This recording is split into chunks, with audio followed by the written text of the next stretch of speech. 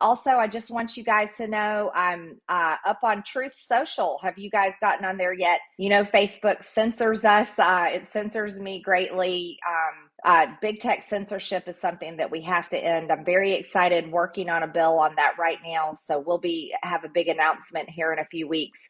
My hat is off to you. I'm begging this audience at every turn, please create parallel infrastructure to what the left is trying to take away from us or contaminate in some form or cancel or all the horrible things they're doing. This is exactly what you are doing. You've given up a wildly successful political career, at least for the time being, to take this on. I'll tell you, there's not anything more important. There's nothing I'd rather be doing right now than to be working to give the American people their voice back on people who were treated so poorly, like President Trump was treated, and it's not just about President Trump or people like me that actually still had other avenues when we were being either censored or outright banned. There's a new social media app out there, folks, and it has everything. Former President Donald Trump, Don Jr., a bunch of right-wingers who've been banned from Twitter. In other words, the most miserable place to be on the internet has a new home.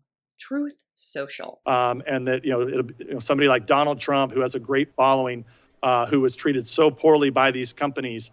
For me, this is just the honor of a lifetime. Launched Monday, Truth Social, yes, that is its real name, shot to the top of Apple's most downloaded apps list. But complaints abounded, with users reporting a buggy registration process, long wait lists, and sign-up glitches. Don Jr. shared a screenshot of the app last week in anticipation of the release, featuring an image of his father posting something that cannot be described as anything other than a knockoff Twitter post, with red instead of blue icons. I see what you did there, Truth Social. The app is a Twitter ripoff both in its features and design. Users have profiles and follow others while creating and sharing posts. Engagements, instead of likes or retweets, are called truths and retruths. Cute. It will differ from mainstream social media, however, in its plans for content moderation. Trump announced that, quote, unlike with the big tech platforms, there will be no shadow banning, throttling, demonetizing, or messing with algorithms for political manipulation. We will not be treating users like lab rats for social experiments or labeling alternative views as, quote, disinformation. We will not silence our fellow citizens simply because they might be wrong, or worse, because we think that Americans, quote, can't handle the truth. So now I get to tell you the really funny part. Obviously, Truth's whole thing is being anti-cancel culture, which would mean users are basically able to say anything, right? Wrong. Tech experts believe that Truth Social will be moderating one thing: disparaging comments against the former president. Trump will serve as Truth Social's chairman.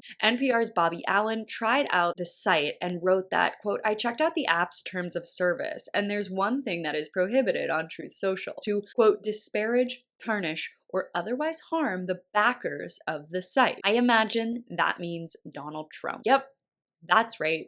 You can say anything as long as you're not criticizing Trump or anyone who Trump likes. Aside from all of the troubles people have had actually using the app, with numerous reports of shutdowns, waitlists, and error messages, I'm sure we can expect some entertaining and highly unappealing comment from it that we all wish we never had to see. Thanks so much for watching. You can follow me on Truth Social. Just kidding. You can follow me on all other social media platforms at Caro Johnson 917.